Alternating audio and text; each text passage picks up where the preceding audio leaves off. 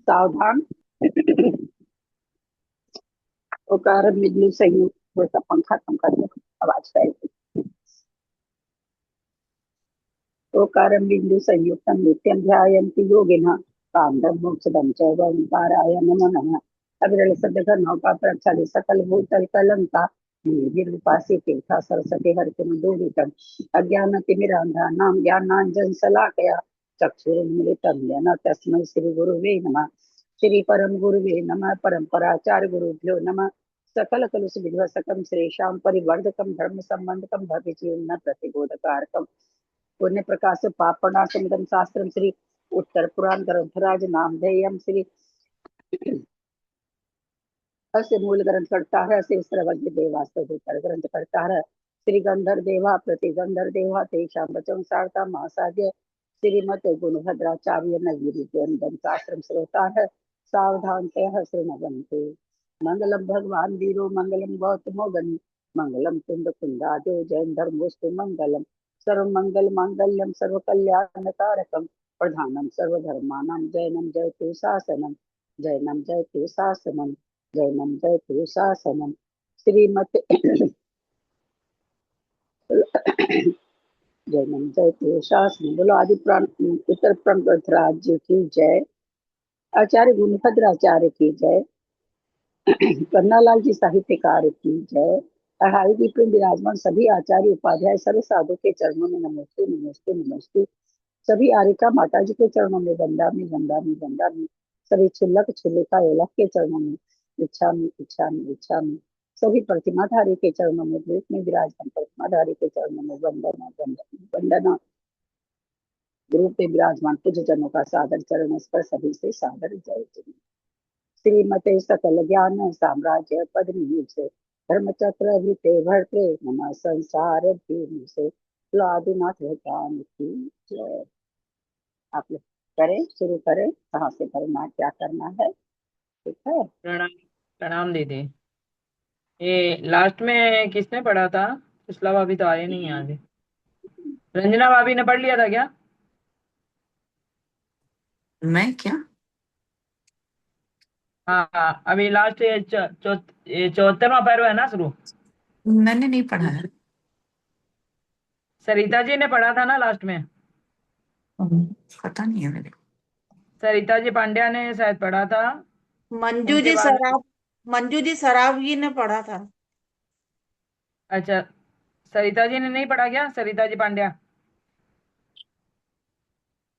अंजू फिरोजाबादी शायद आए नहीं है। उषा जैन जी आप पढ़िए फिर। दीदी आई हूँ पर मैं पढ़ नहीं पाऊंगी दीदी। आज शायद अच्छा दीदी ठीक। का है, सरिता दीदी का है आज, सरिता पांड्या। पर वो आए नहीं है लगता है शायद। आए नहीं है ना, वही इसीलिए उषा जी पढ़िए आप। हम्म। कौन सा पेज नंबर शायद ये चालू होगा, अभी नया पर चालू होगा। 74वां पैरा चालू होगा। 74वां हाँ, पढ़ो। हाँ दीदी चार को सौ तैयालीस प्रणाम। Page 443 page. हाँ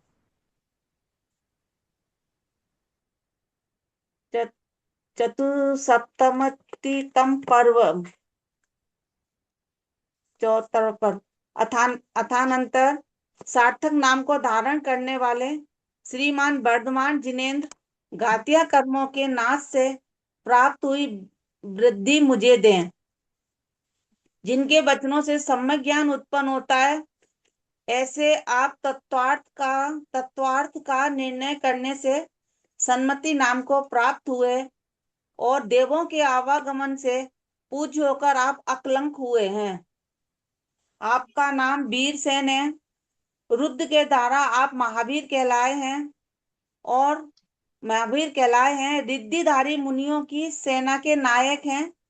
गणधर देव आपके चरण कमलों की पूजा करते हैं तथा अनेक मुनिराज आपका ध्यान करते हैं। हे देव, लोक और आलोक के देखने में आपका ही केवल ज्ञान रूपी प्रकाश मुख्य गिना जाता है। जिसे आपका केवल ज्ञान नहीं देख सका, ऐसा क्या कोई फुटकर पदार्थ भी इस संसार में है? हे नाथ, आपका रूप ही आपके क्रोधाधिक के अभाव को सूचित करता है। सो ठीक ही है, क्योंकि बहुमूल मणियों की कालिमा के अभाव को कौन कहता है। भावार्थ, जिस प्रकार मणियों की निर्मलता स्वयं प्रकट हो जाती है, उसी प्रकार आपका शांति भाव भी स्वयं प्रकट हो रहा है। हे प्रभु, अन्य अनेक कुतीर्थों का उल्लंघन कर आपका तीर्थ अब भी चल रहा है। इसलिए स्तुति के अनंतर आपका पुराण कहा जाता है। ये महापुराण एक महासागर के समान है। इसके पार जाने के लिए कुछ कहने की इच्छा करने वाले हम लोगों को श्री जिनसेन स्वामी का अनुगामी होना चाहिए। ये पुराण रूपी महासागर अगाध और अपार है तथा मेरी बुद्धि थोड़ी और पार सहित है। फिर भी मैं इस बुद्धि के द्वारा इस पुराण रूपी महासागर को पार करना चाहता हूँ। यद्यपि मेरी बुद्धि छोटी है और यह पुराण बहुत बड़ा है, तो भी जिस प्रकार छोटी सी नाव से समुद्र के पार हो जाते हैं, उसी प्रकार मैं भी इस छोटी सी बुद्धि से इसके पार हो जाऊंगा। सबसे पहले कथा और कथा के कहने वाले वक्ता का वर्णन किया जाता है, क्योंकि यदि ये दोनों ही निर्दोष हों तो उनसे पुराण में कोई दोष नहीं आता। कथा वही कहलाती है कि जिसके सुनने से गे हे और उपादेय का निर्णय हो जाता है। हे और उपादेय, हित चाहने वाले पुरुषों के कानों को कड़वी लगने वाली अन्य कथाओं से क्या प्रयोजन है। कथा कहने वाला वह कहलाता है जो कि रागादि दोषों से रहित हो और अपने दिव्य वचनों के द्वारा निरपेक्ष होकर भव्य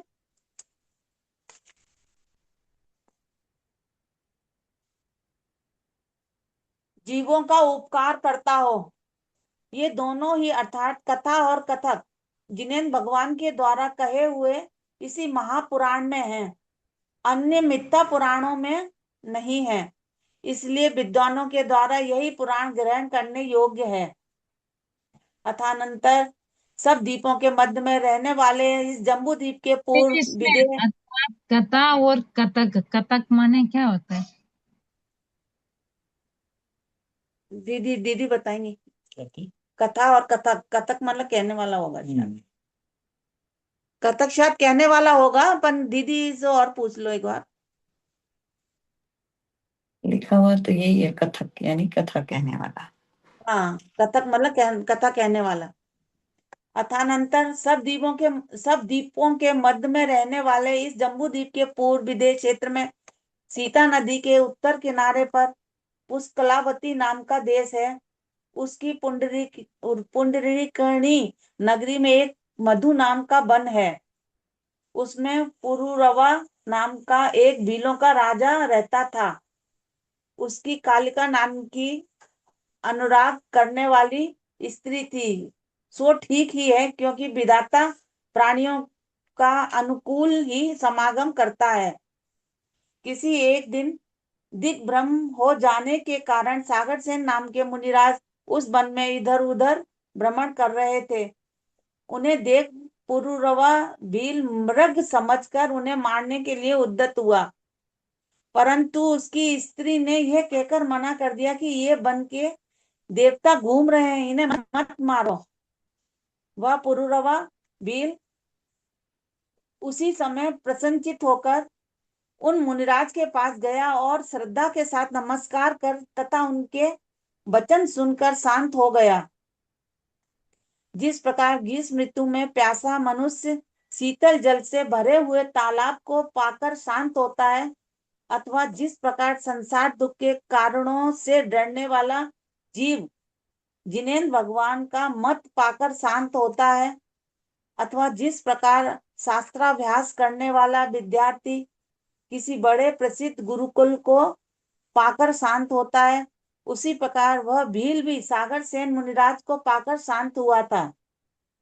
उसने उक्त मुनिराज से मधु आदि 3 प्रकार के त्याग का व्रत ग्रहण किया और जीवन पर्यंत उसका बड़े आदर से अच्छी तरह पालन किया। आयु समाप्त होने पर वह सौधर्म स्वर्ग में एक सागर की उत्तम आयु को धारण करने वाला देव हुआ। इसी जम्बूद्वीप के भरत क्षेत्र संबंधी आर्य क्षेत्र के मध्य भाग में स्थित तथा सदा अच्छी स्थिति को धारण करने वाला एक कौशल नाम का प्रसिद्ध देश है। उस देश में कभी किसी को बाधा नहीं होती थी, इसलिए आरक्षा थी, परंतु वह आरक्षा रक्षकों के अभाव से नहीं थी। इसी तरह वहां पर कोई दातार नहीं थे। दातारों का अभाव कृपणता से नहीं था, परंतु संतुष्ट रहने के कारण कोई लेने वाले नहीं थे, इसीलिए था दातारों का अभाव। वहां कठोरता स्त्रियों के स्तनों में ही थी। वहां रहने वाले किसी मनुष्य के में कठोरता क्रूरता नहीं थी। इसी तरह देव ये सब मांगने के लिए नहीं था और हमारी रक्षा तो ये सब बह से निकलता था। इस कलंक और चिंता दो आपका आवाज सही नहीं आ रहा है। वीडियो वीडियो बंद कर दो क्या?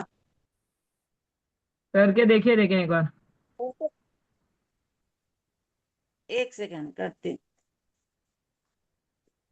एक सेकंड। अब पढ़ती हूँ, हाँ, हो देखिए। गया वीडियो। हाँ, हाँ ठीक है, पढ़िए।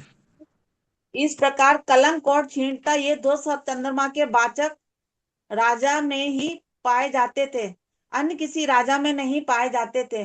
निराहार रहना तपस्वियों में ही था, अन्य में नहीं। पीड़ा अर्थात पेला जाना तिल आलसी तथा ईख में ही था। पीड़ा अर्थात पेला जाना तिल आलसी तथा अलसी, हाँ, तिल अलसी तथा ईख में ही था, अन्य किसी प्राणी में पीड़ा अर्थात कष्ट नहीं था। सिर का काटना बड़ी हुई धान के पौधों में ही था, किसी दूसरे में नहीं। बंध और मोक्ष की चर्चा आगम में ही सुनाई देती थी, किसी अपराध में नहीं। इंद्रियों का निग्रह विरागी लोगों में ही था, किन्हीं दूसरे लोगों में नहीं। आ रही आवाज ठीक? हाँ हाँ हाँ हाँ। जड़ता जल में ही थी, किन्हीं अन्य मनुष्यों में जड़ता मूर्खता नहीं थी। तीक्ष्णता सुई आदि में ही थी, वहां के मनुष्यों में उग्रता नहीं थी। वक्रता तालियों में ही थी, किसी अन्य कार में कुटिलता मायाचारिता नहीं थी। वहां के गोप भी अचतुर नहीं थे, स्त्रियां तथा बालक भी डरपोक नहीं थे, बोने भी धूर्त नहीं थे, चांडाल भी दुराचारी नहीं थे। वहां ऐसी कोई भूमि नहीं थी जो कि ईखों से सुशोभित नहीं हो। ऐसा कोई पर्वत नहीं था जिस पर चंदन ना हो, ऐसा कोई सरोवर नहीं था जिसमें कमल ना हो, और ऐसा कोई वन नहीं था जिसमें मीठे फल ना हो। उस देश के मध्य भाग में हृदय को ग्रहण करने वाली विनीता अयोध्या नाम की नगरी थी, जो कि विनीत स्त्री के समान मनुष्य को उत्तम सुख प्रदान करती थी।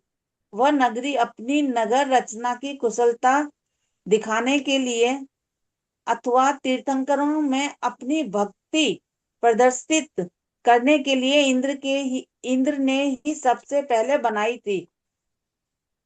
जिस प्रकार विनय से मुनि की वृद्धि सुशोभित होती है, स्वामी से सेना शोभायमान होती है और मणि से मेखला सुशोभित होती है, उसी प्रकार मध्य भाग में बने हुए परकोट से वह नगरी सुशोभित थी।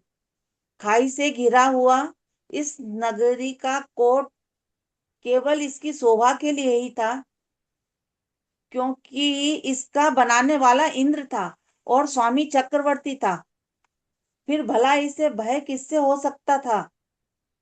वहां पर प्रतिदिन घर घर में जिनकी पूजा होती थी, क्योंकि गृहस्थों के सब मांगलिक कार्य जिन पूजा पूर्वक ही होते थे, वहां पर बिना विद्याभ्यास के बालक अथवा व्यतीत नहीं होती थी, बालक अवस्था व्यतीत नहीं होती थी। बिना विद्या के, अच्छा, बिना भोगों के यौवन व्यतीत नहीं होता था, बिना धर्म के बुढ़ापा व्यतीत नहीं होता था, और बिना समाधि के मरण नहीं होता था।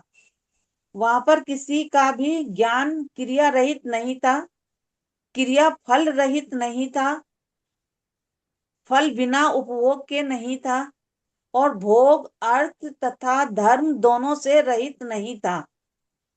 यदि वहां के रहने वाले लोगों से मंत्री आदि प्रधान प्रकृति का पृथक्करण होता था, तो केवल स्वामित्व से ही होता था, आभूषण आदि उपकरणों से नहीं होता था।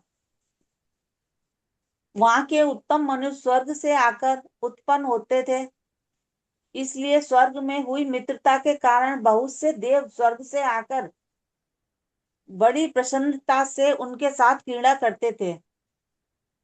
इनमें देव कौन है और मनुष्य कौन है, क्योंकि रूप आदि से सभी समान हैं। इस प्रकार आए हुए विद्याधरों के राजा उनको अलग अलग पहचानने में मोहित हो जाते थे। वहां की वेश्याओं को देखकर देव कुमार बहुत ही आश्चर्य करते थे, परंतु जाति भिन्न होने के कारण उनके साथ क्रीड़ा नहीं करते थे। इंद्रियों को अच्छे लगने वाले जो विषय वहां थे, वे विषय चूंकि स्वर्ग में भी नहीं थे, इसलिए देवताओं के द्वारा पूज्य तीर्थंकर भगवान का जन्म वहीं होता था। देवों ने अपने कौशल से जो घर वहां बनाए थे, वे अकृत्रिम विमानों को जीतने के लिए ही बनाए थे। इससे बढ़कर उनका और क्या वर्णन हो सकता है। जिस प्रकार स्वर्ग की पंक्ति का स्वामी इंद्र होता है, उसी प्रकार उस नगरी का स्वामी भरत था, जो कि इक्ष्वाकु वंश को बढ़ाने वाला था और भगवान वृषभ देव का पुत्र था।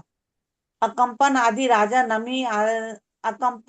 राजा नमी आदि विद्याधर और मागध आदि देव अपना अभिमान छोड़कर और उत्कंठित होकर अपना मस्तक झुकाते हुए मालती की माला के समान, जिसकी आज्ञा को ये हमारा सबसे अधिक आभूषण है, ये विचार कर धारण करते थे। अपने सत्कर्मों की भावना से तथा कर्मों के क्षयोपशम से उत्पन्न होने वाले भावों से और अभव्यक्त भाव की विशेषता से वह श्रेष्ठ पुरुषों की अंतिम सीमा को प्राप्त था अर्थात सबसे अधिक श्रेष्ठ माना जाता था। वह भरत भगवान आदिनाथ का ज्येष्ठ पुत्र था, 16वां मनु था, प्रथम चक्रवर्ती था और एक मुहूर्त में ही मुक्त हो गया था। एक मुहूर्त में ही मुक्त हो गया था, केवल ज्ञानी हो गया था। इसलिए वह किनके साथ सादृश्य को प्राप्त हो सकता था, अर्थात किसी के साथ नहीं। वह सर्वथा अनुपम था। उसकी अनंतमती नाम की वह देवी थी, जो कि ऐसी सुशोभित होती थी मानो शरीर धारणी कीर्ति हो, अथवा कमल रूपी निवास स्थान को छोड़कर आई हुई मानो लक्ष्मी ही हो। जिस प्रकार बुद्धि और पराक्रम से विशेष लक्ष्मी उत्पन्न होती है, उसी प्रकार उन दोनों के पुरुरवा भील का जीव देव मारीच नाम का ज्येष्ठ पुत्र उत्पन्न हुआ। अपने बाबा भगवान ऋषभ देव की दीक्षा के समय स्वयं ही गुरु भक्ति से प्रेरित होकर मारीची ने कच्छ आदि राजाओं के साथ सब परिग्रह का त्याग कर दीक्षा धारण कर ली थी। उसने बहुत समय तक तो तपश्चरण का क्लेश सहा और क्षुधा शीत आदि परिश्रम भी सहे, परंतु संसारवास की दीर्घता के कारण पीछे चलकर वह उन्हें सहन करने के लिए असमर्थ हो गया। इसीलिए स्वयं ही फल तथा वस्त्रादि ग्रहण करने के लिए उद्यत हुआ। ये देख वन देवताओं ने कहा कि निर्ग्रंथ वेश धारण करने वाले मुनियों का ये क्रम नहीं है। यदि तुम्हें ऐसी ही प्रवृत्ति करना है तो इच्छा अनुसार दूसरा वेश ग्रहण कर लो। वन देवताओं के उक्त वचन सुनकर प्रबल मिथ्यात्व से प्रेरित हुए मारीच ने भी सबसे पहले परिव्राजक की दीक्षा धारण कर ली। सो ठीक ही है, क्योंकि जिनका संसार दीर्घ होता है उनके लिए वह मिथ्यात्व कर्म मिथ्या मार्ग ही दिखलाता है। उस समय उसे नंबर परिवारजकों कितना है? पेज नंबर 447 और 52 श्लोक पूरा हो गया, 56 है 47। उस है 447 447। हाँ ठीक। उस समय उसे परिवारजकों के शास्त्र का ज्ञान भी स्वयं ही प्रकट हो गया था। सो ठीक ही है, क्योंकि सज्जनों के समान दुर्जनों को भी अपने विषय का ज्ञान स्वयं हो जाता है। उसने तीर्थंकर भगवान की दिव्य ध्वनि सुनकर भी समीचीन धर्म ग्रहण नहीं किया था। वह सोचता रहा कि जिस प्रकार भगवान ऋषभदेव ने अपने आप समस्त परिग्रहों का त्याग कर तीनों लोकों में क्षोभ उत्पन्न करने वाली सामर्थ्य प्राप्त की है, उसी प्रकार मैं भी संसार में अपने द्वारा चलाए हुए दूसरे मत की व्यवस्था करूंगा और उसके निमित्त से होने वाले बड़े भारी प्रभाव का कारण इंद्र की प्रतीक्षा प्राप्त करूंगा। इंद्र द्वारा की हुई पूजा प्राप्त करूंगा। मैं इच्छा करता हूं कि मेरे यह सब अवश्य होगा। इस प्रकार मान कर्म के उदय से वह पापी खोटे मत से विरत नहीं हुआ और अनेक दोषों से दूषित होने पर भी वही वेश धारण कर रहने लगा। यद्यपि वह 3 दंड रखता था, परंतु समीचीन दंड से रहित है, अर्थात इंद्रिय दमन रूपी समीचीन दंड उसके पास नहीं था। जिस प्रकार खोटा राजा अनेक प्रकार के दंडों को सजाओं को पाता है, उसी प्रकार वह भी रत्न प्रवाह आदि पृथ्वियों में अनेक प्रकार के दंडों को पाने वाला था। ये सम्यक ज्ञान से रहित था, अतः कमंडलू सहित होने पर भी सोच जाने के बाद शुद्धि नहीं करता था और कहता था कि क्या जल से आत्म की शुद्धि होती है। वह यद्यपि प्रातः काल शीतल जल से स्नान करता था और कंदमूल तथा फलों का भोजन करता था, फिर भी परिग्रह का त्याग बतलाकर अपनी प्रसिद्धि करता था। लोगों में इस बात की घोषणा करता था कि मैं परिग्रह का त्यागी हूँ।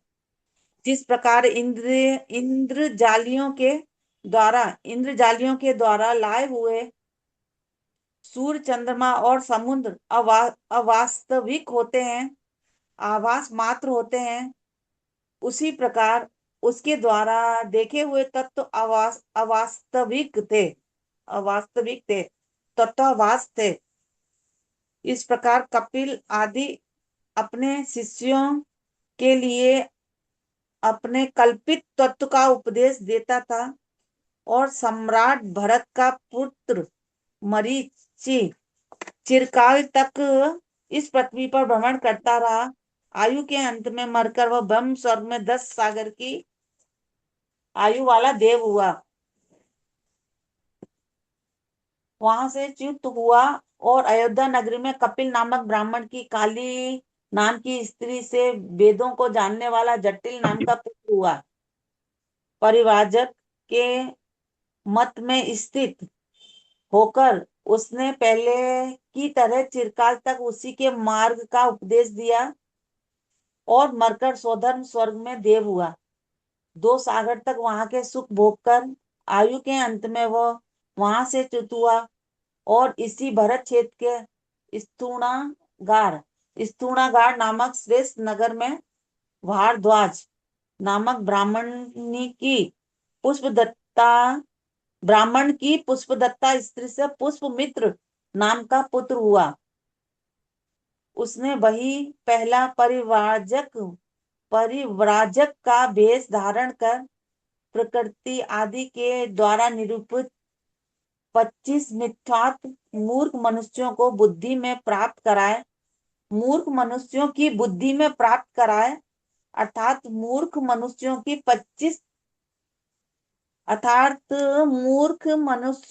25 तत्वों का उपदेश दिया। अच्छा, मूर्ख मनुष्य सब होने पर भी उसकी कसाय मंद थी, अतः देवायु का बंध कर स्वधर्म स्वर्ग में एक सागर की आयु वाला देव हुआ। वहां के सुख भोग कर वहां से आया और इसी भरत क्षेत्र के सूतिका नामक गांव में अग्निभूति नामक ब्राह्मण की गौतमी नाम की स्त्री से अग्निसह नाम का पुत्र हुआ। वहां भी उसने परिव्राजक की दीक्षा लेकर पहले के समान ही अपनी आयु बिताई और आयु के अंत में मरकर देव पद को प्राप्त हुआ। वहां 7 सागर प्रमाण उसकी आयु थी। देवों के सुख भोग कर आयु के अंत में वह वहां से च्युत हुआ और इसी भरत क्षेत्र के मंदिर नामक गांव में गौतम ब्राह्मण की कौशिकी नाम की ब्राह्मणी से अग्निमित्र नाम का पुत्र हुआ। वहां पर भी उसने वही पुरानी परिव्राजक की दीक्षा धारण कर मिथ्या शास्त्रों का पूर्ण ज्ञान प्राप्त किया। परिव्राजक मतलब दीदी वो होगा शायद, ये जो मिथ्या वेश धारण कर लेते हैं शायद, है ना? वही होगा ना? वही पुरानी परिव्राजक की दीक्षा धारण कर मिथ्या शास्त्रों को पूर्ण ज्ञान प्राप्त किया। अब की बार वह महेंद्र स्वर्ग में देव हुआ। फिर वहां से च्युत होकर उसी मंदिर नामक नगर में सालंकायन ब्राह्मण की मंदिरा नाम की स्त्री से भारद्वाज नाम का जगत प्रसिद्ध पुत्र हुआ और वहां उसने त्रिदंड से सुशोभित दीदी अखंड दीदी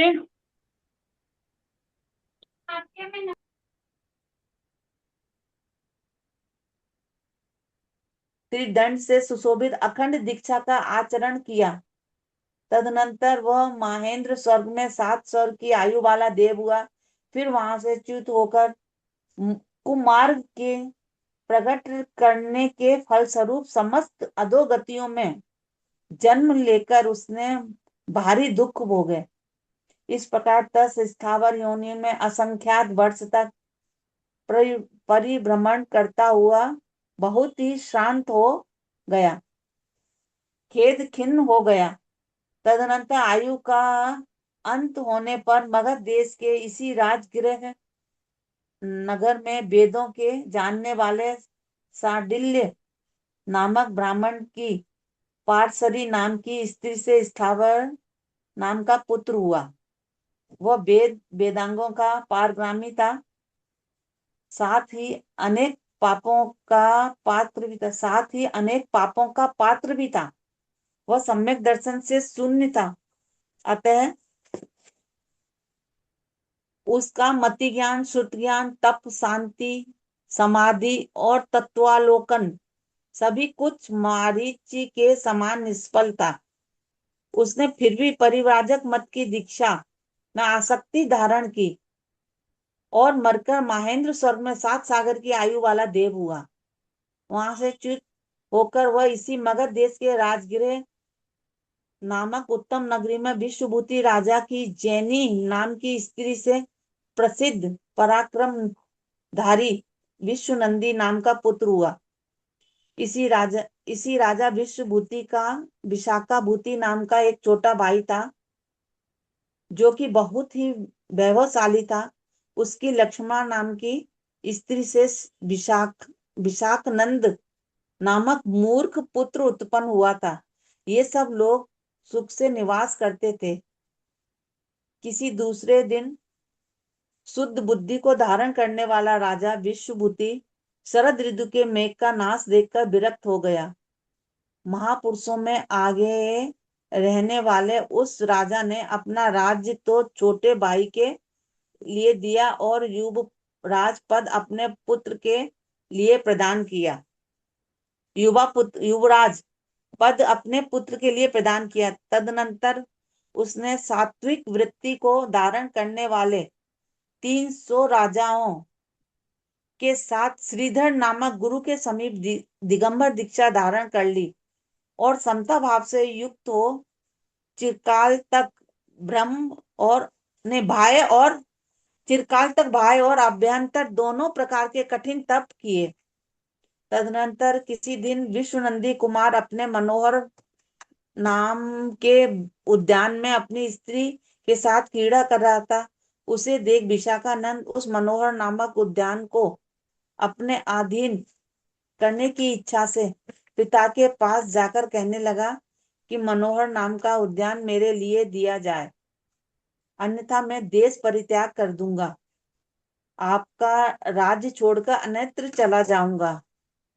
आचार्य कहते हैं कि जो उत्तम भोगों के रहते हुए भी विरुद्ध विषयों में प्रेम करता है, वो आगामी भव में होने वाले दुखों का भार ही धारण करता है। पुत्र के वचन सुनकर तथा हृदय में धारण स्नेह से भरे हुए पिता ने कहा कि वह बन कितनी भी वस्तु है मैं तुझे अभी देता हूँ। कितनी सी वस्तु है, वह वन कितनी सी वस्तु है मैं तुझे अभी देता हूँ। इस प्रकार अपने पुत्र को संतुष्ट कर उसने विश्वनंदी को बुलाया और कहा कि इस समय यह राज्य का भार तुम ग्रहण करो।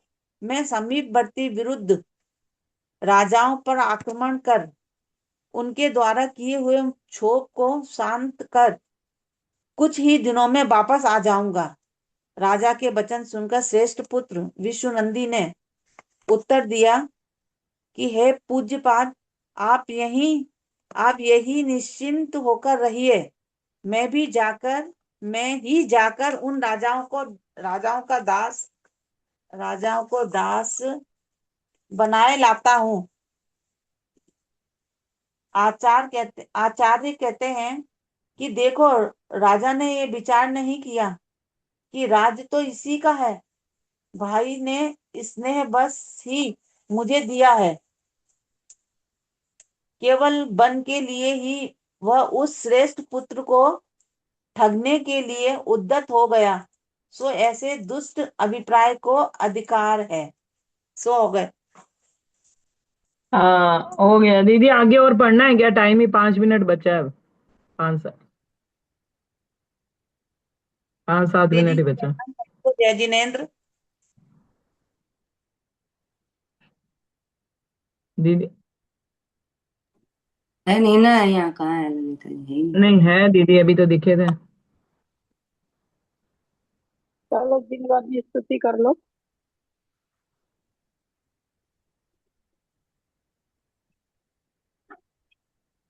दीदी दीदी प्रणाम। दीदी नहीं है क्या? दीदी बोले हैं जिनवाणी स्तुति कर लीजिए। हाँ ठीक, आप करिए। जी, बोले द्वादशांग जिनवाणी माता की जय। माता तू दया करके कर्मों से छुड़ा देना, इतनी सी विनय तुमसे चरणों में जगह देना। माता आज मैं भटका हूँ माया के अंधेरे में, कोई नहीं मेरा है इस कर्म के रेले में, कोई नहीं मेरा है तुम धीर बंधा देना, इतनी सी विनय तुमसे चरणों में जगह देना।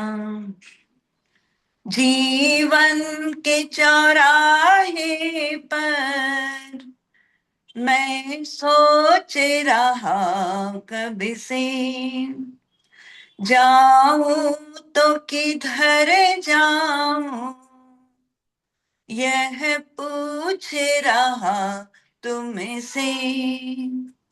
पथ भूल गया हूं मैं, तुम राह दिखा देना। इतनी सी विनय तुमसे, चरणों में जगह देना। लाखों को वारा है, मुझको भी उबारो तुम। मझधार में है नैया, इसको भी तिरा दो तुम। मझधार में अटका हूँ, तुम पार लगा देना। इतनी सी विनय तुमसे, चरणों में जगह देना। माता तू दया करके कर्मों से छुड़ा देना। इतनी सी विनय तुमसे, चरणों में जगह देना। हे जिनवाणी भारती तो ही जपो दिन रैन, जो तेरी शरण आ गए सो पावे सुख चैन। जावाणी के ज्ञान ते सूझे लोकालोक, सो वाणी मस्तक चढ़ूं सदा देत हूँ लोक। देव भजो अरिहंत को, गुरु सेवो निर्ग्रंथ। दया धर्म पालू सदा, यही मोक्ष का पंथ। बोले द्वादशांग जिनवाणी माता की जय। नोवाड़ा।